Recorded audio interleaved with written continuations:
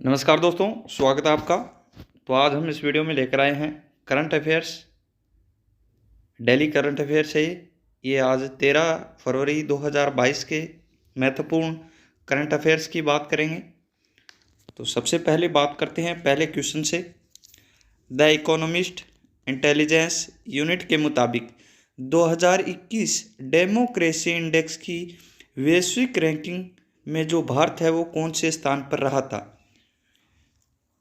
Democracy index की वैश्विक ranking में भारत का स्थान पूछा गया है, तो ऑप्शन सी राइट होगा। इसमें 46वें स्थान पर भारत वो इसमें रहा था। इसके अलावा एक अन्य जो संस्था थी नॉर्वे इकोनॉमिक इंटेलिजेंस द्वारा जो 2021 में रिपोर्ट प्रस्तुत की गई थी, उसमें भारत है वो पहले स्थान पर था।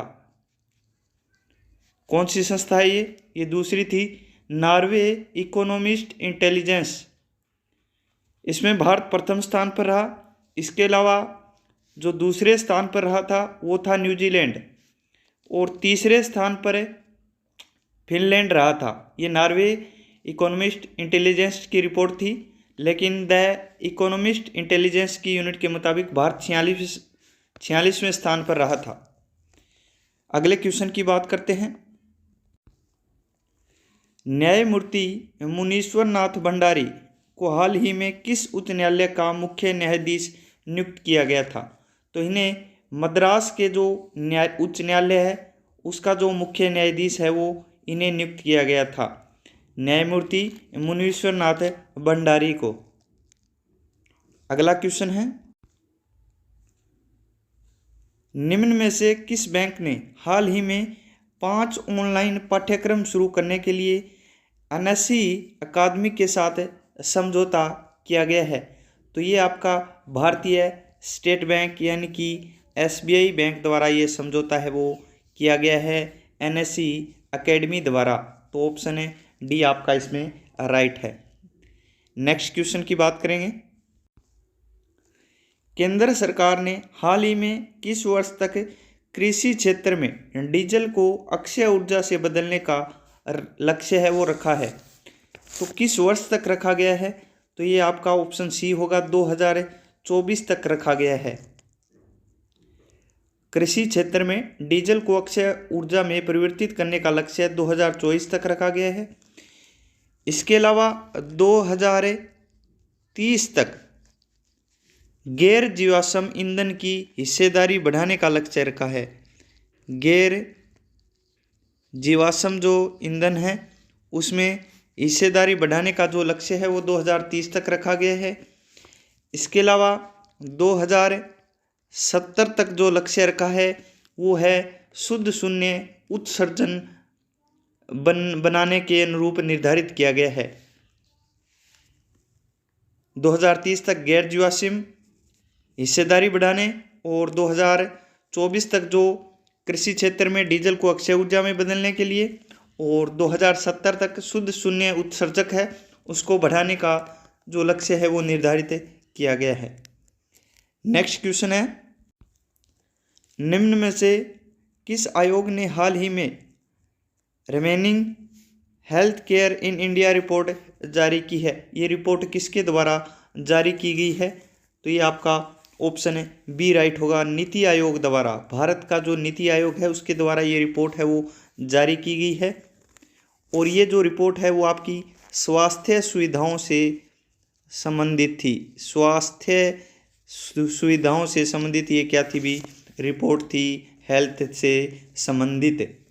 नेक्स्ट है आपका, वर्ल्ड बुक ऑफ रिकॉर्ड्स द्वारा हाल ही में किस टनल को आधिकारिक तौर पर सबसे लंबी राजमार्ग सुरंग के रूप में मान्यता दी गई है। तो ये आपकी जो सुरंग थी वो 9.02 किलोमीटर लंबी सुरंग थी। 9.02 किलोमीटर लंबी सुरंग थी, और इस सुरंग को वर्ल्ड बुक में क्या है स्थान दिया गया है। वर्ल्ड बुक ऑफ रिकॉर्ड्स है उसमें जो इसको टनल को स्थान दिया गया है, और ये टनल आपकी है अटल टनल। कौन सी है? अटल टनल है, जो सबसे लंबी राजमार्ग सुरंग है। अगले क्वेश्चन की बात करते हैं। वरिष्ठ अधिकारी एस किशोर को हाल ही में किस आयोग का अध्यक्ष नियुक्त किया गया है?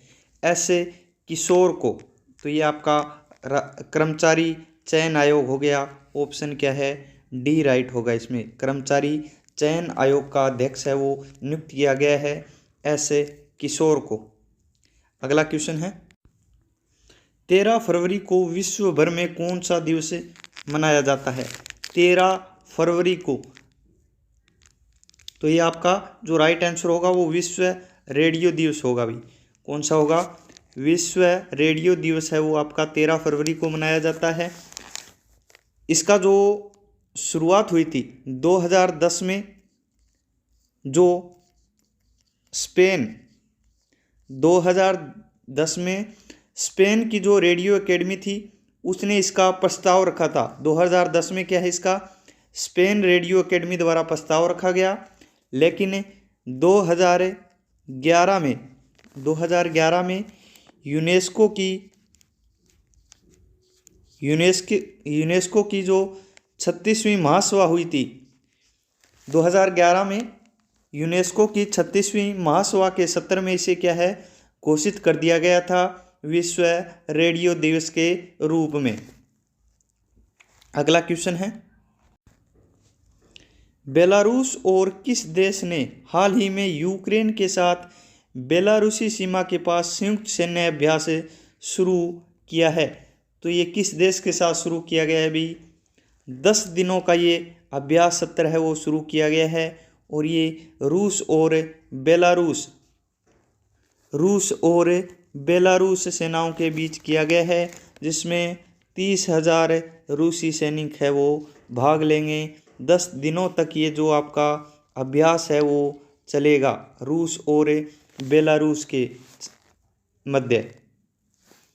अगला क्वेश्चन है, निम्न में से किस देश ने हाल ही में कोआला को एक लुप्त प्राय प्रजाति के रूप में नामित किया है? कोआला को किस देश के द्वारा लुप्त प्राय प्रजाति के रूप में निर्देशित किया है? तो ये आपका ऑस्ट्रेलिया हो गया भी।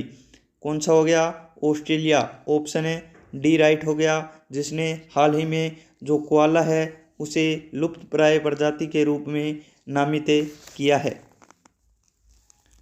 तो ये आज के हमारे जो 13 फरवरी 2022 के करंट अफेयर्स के कुछ महत्वपूर्ण क्वेश्चन से। धन्यवाद।